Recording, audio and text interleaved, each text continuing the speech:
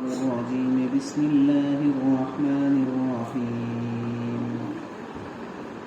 وقال الملك ائتوني به فلما جاءه الرسول قال ارجع إلى ربك فاسأله ما بال النسوة اللاتي قطعن أيديهن إن ربي بكيدهن عليم قال ما خطبكن إذ راوتن يوسف عن نفسه قلنا حاش لله ما علمنا عليه من سوء قالت امرأة العزيز الآن حصحص الحق أنا راودته عن نفسه وإنه لمن الصادقين ذلك ليعلم أني لم أخنه بالغيب وأن الله لا يهدي كيد الخائنين صدق الله العظيم وقال الملك ائتوني به اور بادشاہ نے کہا کہ ان کو یعنی یوسف علیہ السلام کو میرے پاس لے آؤ. فلما جاءه الرسول چنانچہ جب ان کے پاس قاصد پہنچا قال یوسف علیہ السلام نے فرمایا ارجع الى ربک اپنے مالک کے پاس واپس ہو جاؤ. فاسألہ ما بال النسوة اللاتي قطعن أيديهن اور ان سے پوچھو کہ ان عورتوں کا کیا قصہ ہے جنہوں نے اپنے ہاتھ کاٹ ڈالے تھے. ان ربی بکیدہن علیم میرا پروردگار ان عورتوں کے مکر و فریب سے خوب واقف ہے. قال تو بادشاہ نے کہا ان عورتوں کو بلا کر ان سے کہا ما خطبکن اذ راودتن یوسف عن نفسی تمہارا کیا قصہ تھا جب تم نے یوسف کو برگلانے کی کوشش کی تھی. قلنا حاش للہ ان سب عورتوں نے کہا کہ حاش اللہ ما علمنا علیہ من سوء ہم کو ان میں ذرا بھی تو کوئی برائی معلوم نہیں ہوتی. قالت امرأة العزیز تو عزیز مصر کی بیوی نے کہا الآن حصحص الحق اب تو حق بات سب پر کھل گئی ہے. انا راودته عن نفسی میں نے ہی ان کو برگلانے کی کوشش کی تھی. وإنه لمن الصادقین اور حقیقت یہ ہے کہ وہ بالکل سچے ہیں. ذلك ليعلم أني لم أخنه بالغيب جب یوسف علیہ السلام کو قید خانے میں اس گفتگو کی خبر ملی تو انہوں نے کہا کہ یہ سب کچھ میں نے اس لیے کیا تاکہ عزیز مصر کو یہ بات یقین کے ساتھ معلوم ہو جائے کہ انی لم اخنہ بالغیب کہ میں نے اس کی غیر موجودگی میں اس کے ساتھ کوئی خیانت نہیں کی. وَأَنَّ اللَّهَ لَا يَهْدِي كَيْدَ الْخَائِنِينَ اور یہ بھی معلوم ہو جائے کہ جو لوگ خیانت کرتے ہیں اللہ ان کے فریب کو چلنے نہیں دیتا.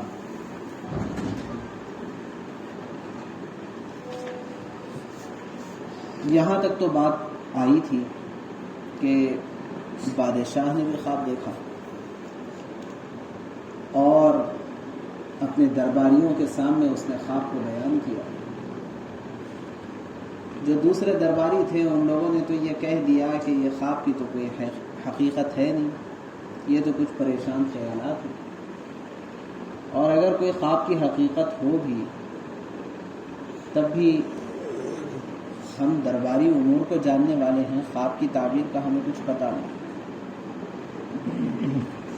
تو یہ جو رہا ہو کر کے آنے والا شخص تھا اس کو یاد آ گیا کہ جیل خانے میں ایک شخص ہے جو خواب کی تعبیر کو اچھی طرح جانتا ہے.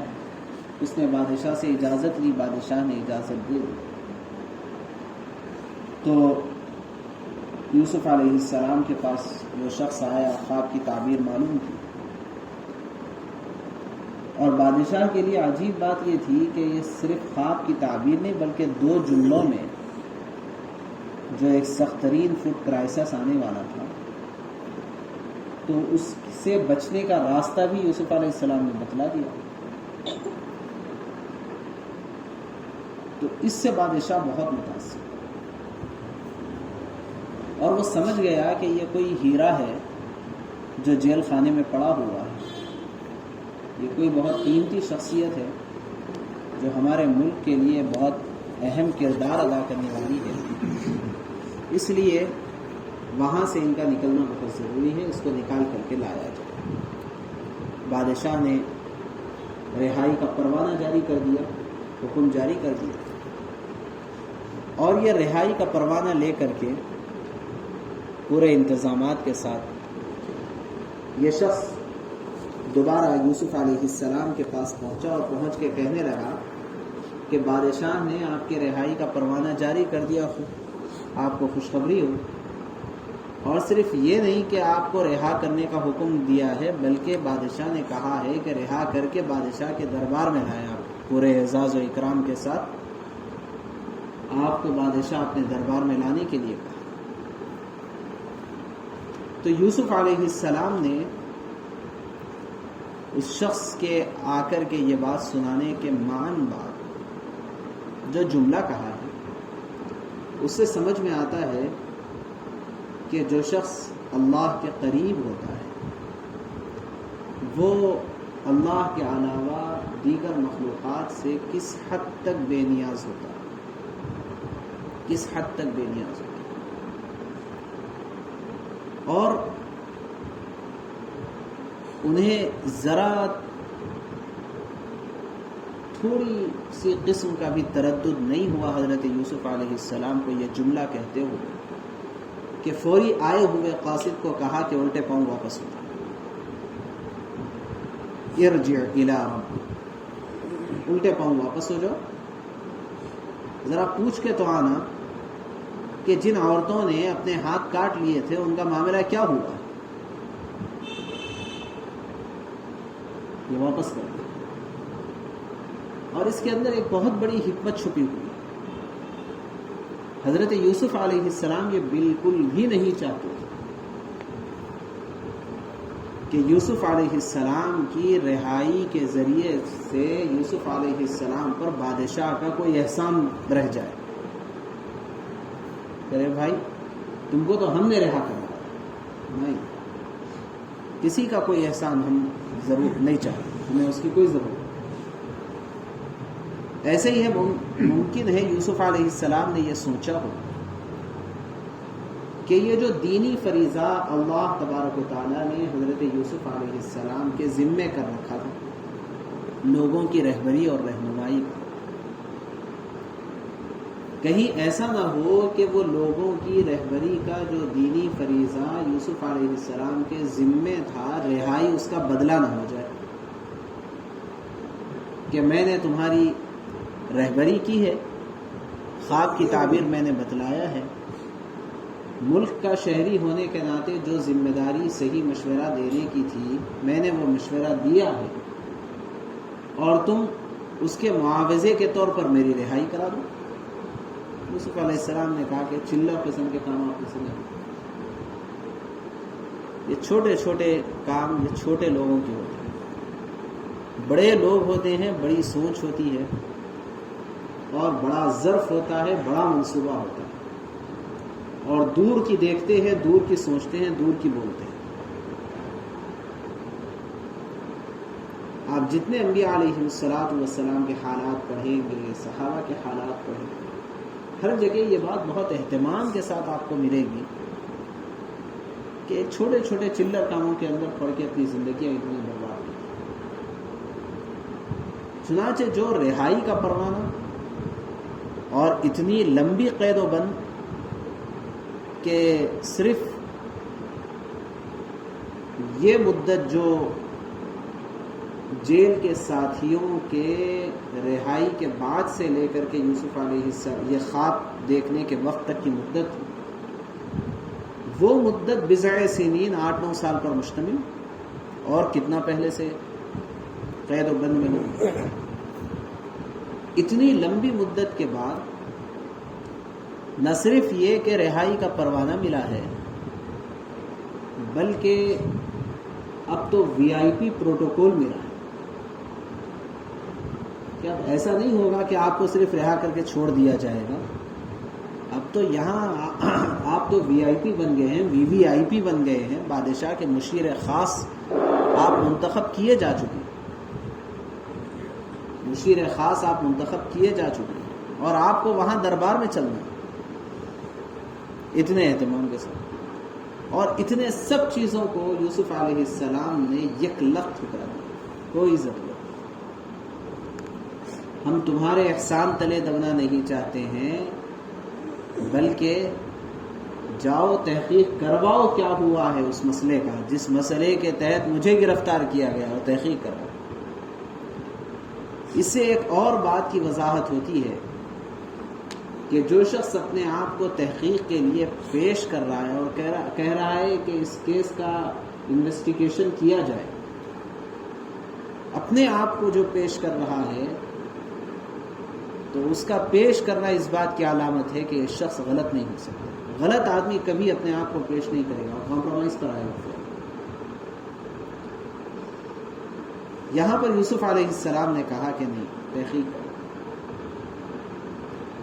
اس سے یہ بات بھی ہمیں سمجھ میں آتی ہے کہ اگر کچھ غلط مقدمات کے اندر ہم ماخوذ ہوں تو اس معاملے میں مقدمے کی تحقیق کروانا چاہیے، مقدمے کی تحقیق کروانا چاہیے. ایسا نہ ہو کہ کسی چھوٹے موٹے مسئلے کی وجہ سے ہمارے اوپر ایک غلط الزام آ جائے. چنانچہ یوسف علیہ السلام نے فرمایا کہ ان عورتوں کا کیا ہوا جنہوں نے اپنا ہاتھ کاٹ لیا. یہاں پر ایک بات غور کیجیے کہ یوسف علیہ السلام نے یہاں پر عزیز مصر کی بیوی کا نام نہیں لیا، حالانکہ اصل جو سب کو لیڈ کرنے والی تھی اور اس پورے مسئلے کو جو ہے سب سے زیادہ ہینڈل کرنے والی تھی، سب سے بڑی فتنہ پرور تھی، وہ عزیز مصر کی بیوی تھی. لیکن یہاں پر یوسف علیہ السلام نے اس شخصیت کا نام لیا. اس سے پتہ چلا کہ بڑے بڑے جو حالات ہوتے ہیں، بڑے بڑے جو حالات ہیں، وہ بڑے بڑے حالات کو سر پہ سوار نہیں کر لینا چاہیے، سر پہ سوار نہیں کرنا چاہیے. سلوٹوں میں حل کرنے کا مزاج بنانا چاہیے. اسی لیے کہتے ہیں کہ چھوٹے لوگ، بڑے لوگ وہ نہیں ہوتے ہیں جو بڑے مالدار ہوتے ہیں. بڑے لوگ وہ نہیں ہوتے ہیں جو بڑے مالدار ہوتے ہیں، بڑے عہدیدار ہوتے ہیں. بڑے لوگ وہ نہیں ہوتے، اور چھوٹے لوگ وہ نہیں ہوتے ہیں جن کے پاس پیسہ، مال و دولت اور کوئی عہدہ نہیں ہے. وہ لوگ چھوٹے لوگ نہیں ہوتے. حقیقت میں چھوٹے لوگ وہ ہیں جو چھوٹے چھوٹے مسائل کو بڑا بنا لیتے ہیں، اور بڑے لوگ وہ ہوتے ہیں جو بڑے بڑے مسائل کو بھی چھوٹا بنا کر کے بازو کر دیتے ہیں. چھوٹے لوگ وہ نہیں ہیں جن کے پاس پیسہ اور مال و دولت نہیں ہے، بلکہ چھوٹے لوگ وہ ہیں جو چھوٹے چھوٹے مسائل کو بڑا بنا لیتے ہیں. اگر خواتین بھی ہیں تو اس بات کو اچھی طرح سننا چاہیے، سمجھنا چاہیے.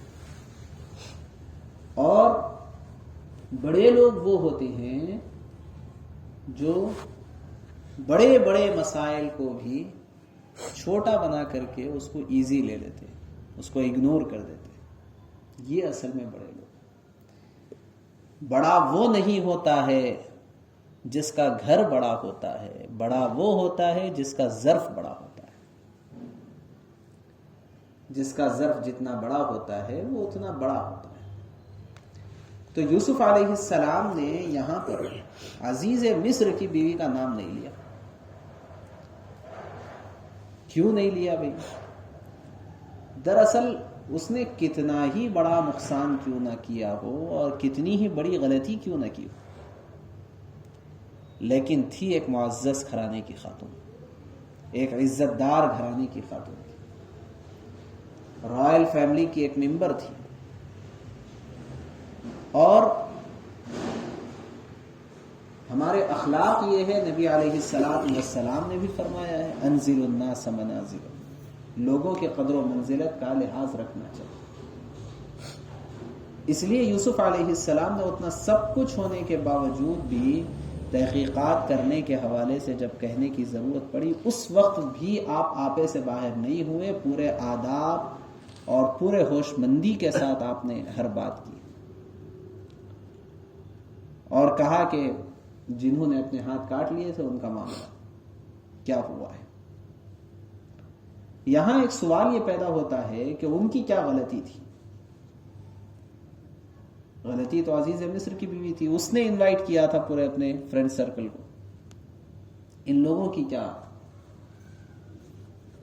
تو مفسرین نے اس کا ایک جواب یہ دیا ہے کہ غالباً پہلے تو ان لوگوں کا کچھ ارادہ نہیں تھا، لیکن جب یوسف علیہ السلام کے حسن و جمال کو دیکھ کر کے یہ بے خود ہو گئی اور ان کی چھریاں ان کے ہاتھ پر چل گئیں، تو اس کے بعد بھی ان کا خیال یہ ہوا ہوگا کہ اب تو بہتے دریا میں ہم بھی ہاتھ دھو لیں. اور یہی وجہ تھی کہ غلط کام کی ان لوگوں نے تائید کر دی. غلط کام کی، حالانکہ سراسر غلط ہے کہ عزیز مصر کی بیوی ہو اور ایک غلام کے ساتھ غلط نیت رکھتی ہو، سراسر غلط کام ہے، عقل بھی اس کی اجازت نہیں دیتی. لیکن اگر وہ اس کی نکیر کریں گے تو پھر فائدہ یہ نہیں اٹھا سکیں گے. نعوذ باللہ من ذالک. جو مغربی کلچر ہے وہاں پر یہ چیز بہت عام ہے کہ وہاں تو ایک ایک سے کئی فائدہ اٹھاتے ہیں، کئی لطف اندوز ہوتے ہیں. بہت عام ہے، باضابطہ اس کے بولی لگتی ہے، آکشن ہوتا ہے اس سلسلے میں، اور عجیب قسم کی حرکتیں.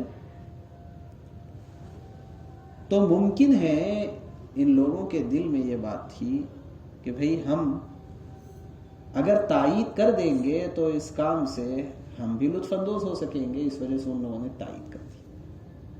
تو چونکہ ان لوگوں نے غلط کام کی تائید کی، اس لیے وہ بھی برابر کی قصوروار ہو گئی تھی. تو ان کی حیثیت تو کچھ تھی نہیں، اس وجہ سے یوسف علیہ السلام نے ان کا حوالہ دے کر کے پوچھا ما بال النسوۃ اللاتی قطعن ایدیہم، ان کا حوالہ دے کر کے پوچھا، عزیز مصر کا نام ذکر نہیں کیا.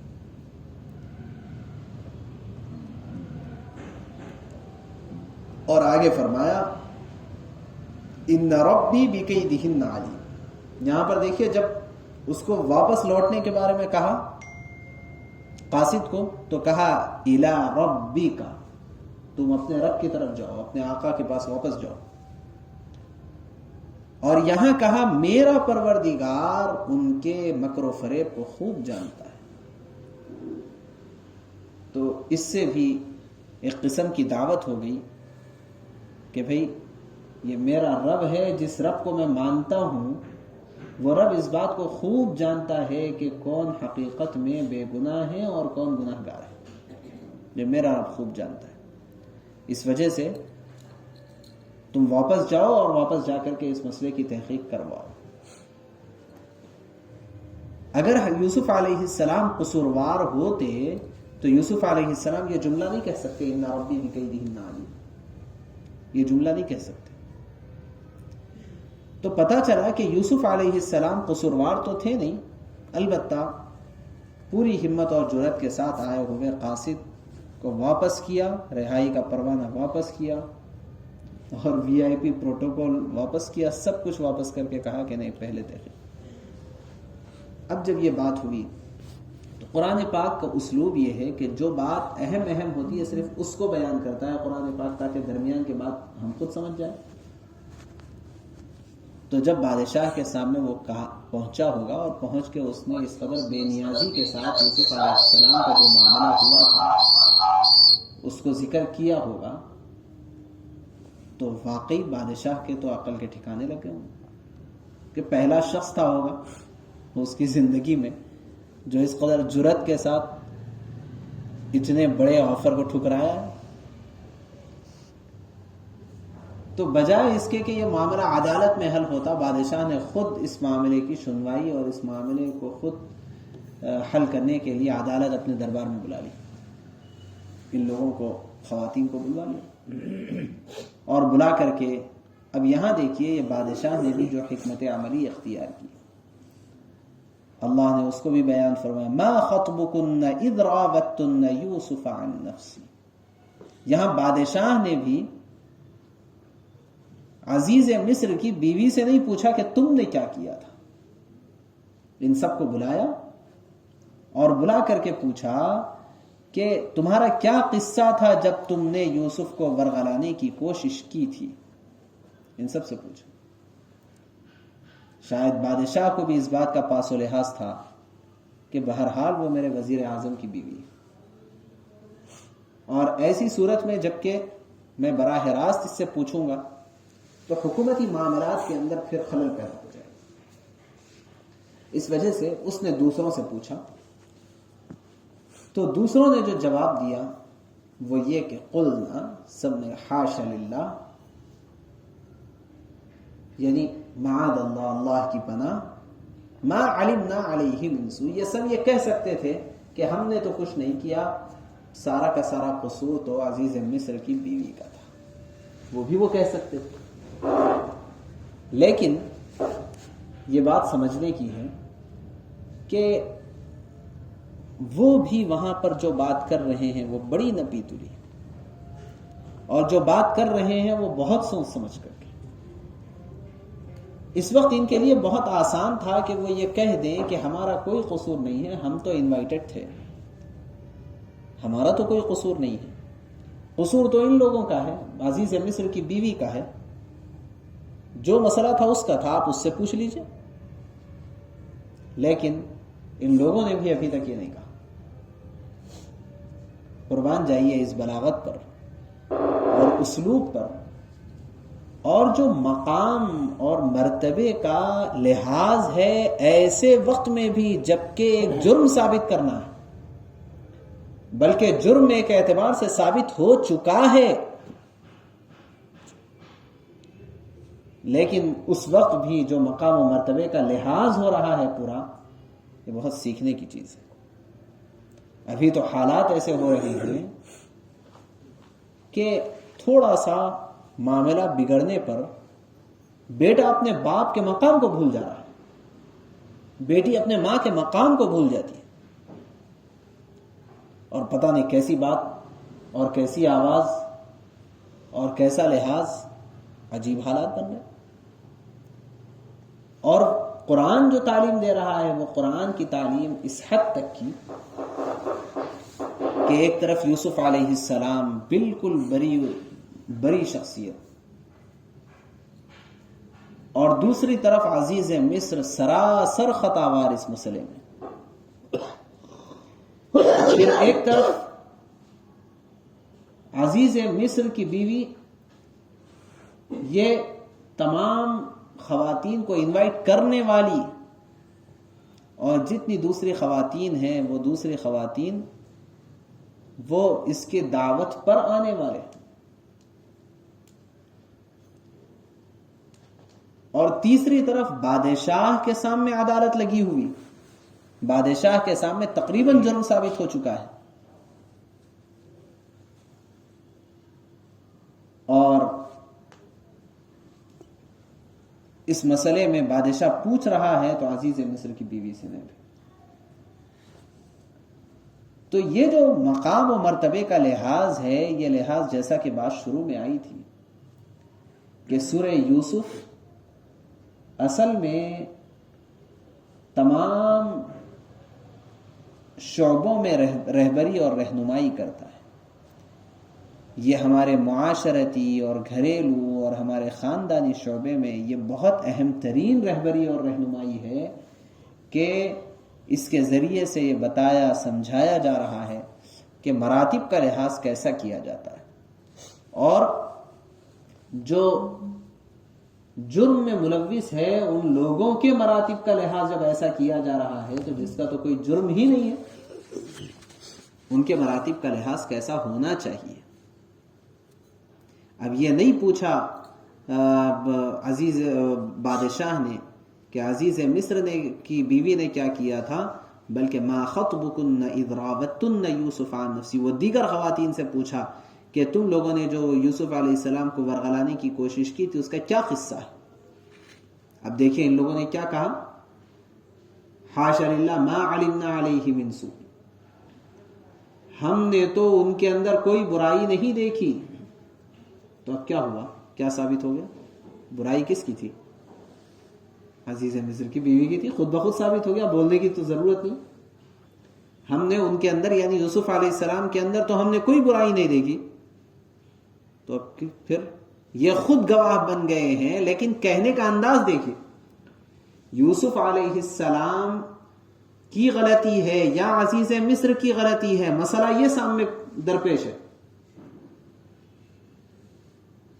تو ان سے گواہی تو طلب نہیں کی گئی، ان سے قصہ پوچھا گیا، تو انہوں نے بجائے یہ کہنے کے کہ عزیز مصر کی بیوی کی غلطی ہے اور ہم چشمدید گواہ ہیں، یہ کہنے کے بجائے انہوں نے یہ کہہ دیا کہ یوسف علیہ السلام کی کوئی غلطی کو ہم نے نہیں دیکھا، ان کی کوئی غلطی نہیں.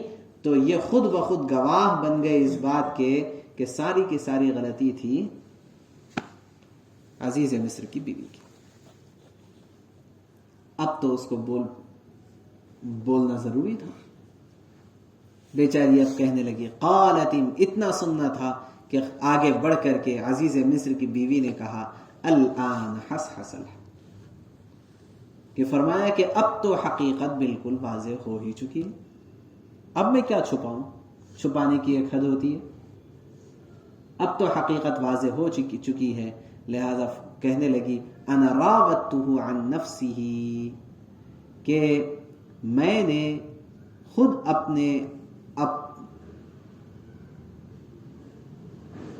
میں نے خود ورغلایا تھا یوسف علیہ السلام کو اپنی طرف سے. وَإِنَّهُ لَمِنَ الصَّادِقِينَ، اور یوسف علیہ السلام بالکل سچے پکے آدمی کہہ دیا. دیکھیے بعض مرتبہ مسئلہ ذرا سا اٹکا ہوا رہتا اور اپن کمپرومائز پہ آ جاتے. جس کو کچھ اندازہ ہوا ہوگا ایسے مقدمات جیل کے ادھر کے ادھر کے دیکھنے کے، مسئلہ بس اب حل ہونے والا ہی رہتا، کمپرومائز کر دیتے. دیکھیے اب ذرے پہ مسئلہ حل ہو گیا، اس کو کہتے ہیں ہتھی نکل گیا دو مٹکی بھی تھی. بس عدالت کو طلب کیا بادشاہ نے، ان لوگوں سے پوچھا، مجبور ہو کے عزیز مصر کی بیوی کو کہنا پڑا کہ غلطی میری تھی اور یوسف علیہ السلام سچے تھے. اب آپ امیجن کیجئے کہ یوسف علیہ السلام کی رہائی اب اور یوسف علیہ السلام کی رہائی جب، کتنا فرق ہو جاتا ہے. اب جو رہا ہوں گے وہ کلین چٹ مل کر کے رہا، اور جب وہ رہا ہوں گے، جب وہ رہا ہوتے تھے تو بادشاہ کا احسان کا بوجھ سر پہ سوار ہے. لیکن یوسف علیہ السلام نے کہہ دیا، یہ جو بادشاہ کے قاصد کو بھی کہہ دیا الٹے پاؤں واپس ہو جاؤ اور معاملے کی تحقیق کرواؤ. یہاں اس کی وضاحت کر دی یوسف علیہ السلام نے، یہ کوئی میں نے بے ادبی اور بے اکرامی کے طور پر نہیں کہا، کیونکہ ایک لحاظ سے دیکھا جائے تو اس میں بادشاہ کی بے اکرامی ہے. یہاں میرا مقصد یہ نہیں تھا. آگے فرمایا، ذَلِكَ لِيَعْلَمَ أَنِّي لَمْ أَخُنْهُ بِالْغَيْبِ. جب یوسف علیہ السلام قید خانے میں اس گفتگو کی خبر ملی تو انہوں نے کہا، یہ جب سب معلوم ہوا یہ پورا نظام. تو انہوں نے کہا یہ سب کچھ میں نے اس لیے کیا لِيَعْلَمَ أَنِّي لَمْ أَخُنْهُ بِالْغَيْبِ، تاکہ عزیز کو یہ پتہ چل جائے، یہ بھی ہو سکتا ہے تمام لوگوں کو یہ معلوم ہو جائے، یہ بھی ہو سکتا ہے کہ میں نے عزیز مصر کی غیر موجودگی میں کوئی خیانت کا کام نہیں کیا.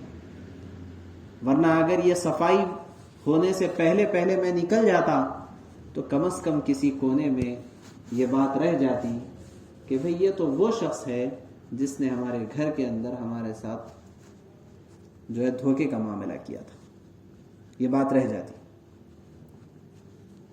تو فرمایا کہ یہ جو میں نے تحقیقات کروانے کے سلسلے میں کہا ہے یہ اس لیے تاکہ سب کو معلوم ہو جائے، عزیز مصر کو معلوم ہو جائے کہ میں نے اس کی غیر موجودگی میں کوئی خیانت کا کام نہیں کیا، اور یہ بھی معلوم ہو جائے کہ اللہ تعالی خیانت کرنے والوں کو کبھی ہدایت نہیں دیتے.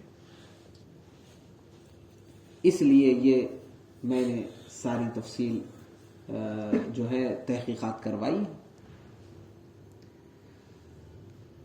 بس آج اتنا ہی بس ہے، انشاءاللہ پھر آگے پڑھیں گے. پارے 13 اب شروع ہو رہا ہے. سبحان اللہ و بحمدہ.